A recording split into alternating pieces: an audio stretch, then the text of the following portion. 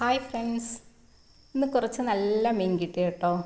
അപ്പോൾ അത് കട്ട് ചെയ്ത് വൃത്തിയാക്കി ഞാൻ എടുത്തിട്ടുണ്ട്. അതിലേക്ക് ഉപ്പുപൊടിയും മഞ്ഞൾപ്പൊടിയും ആവശ്യത്തിന് മുളക് പൊടിയും, കുരുമുളക് പൊടി ഇല്ലായിരുന്നു കേട്ടോ, എന്നാൽ കുരുമുളക് പൊടിയും കൂടെ ചേർത്ത് കൊടുത്തേനെ. എന്നിട്ട് കുറച്ച് അരിപ്പൊടിയും കൂടെ ചേർത്ത് കൊടുക്കണേ. എന്നിട്ട് നന്നായിട്ടൊന്ന് മിക്സ് ചെയ്തെടുക്കാം. അരിപ്പൊടി ചേർക്കുന്ന എന്തിനാണെന്നോ, കുറച്ച് നല്ല ക്രിസ്പി ആയിട്ടിരിക്കുകയും ചെയ്യും, പെട്ടെന്ന് നമ്മുടെ പാത്രത്തിൽ നിന്ന് ഇളകി വരികയും ചെയ്യും. അത് ഞാൻ അരിപ്പൊടി ചേർത്തതേ. അതവിടെ ഇരിക്കട്ടെ. പിന്നെ ഞാൻ കുറച്ച് കപ്പ എടുത്തിട്ടുണ്ട്. കപ്പ അവിയലിന് വേണ്ടി കട്ട് ചെയ്ത് വെച്ചേക്കാണ്.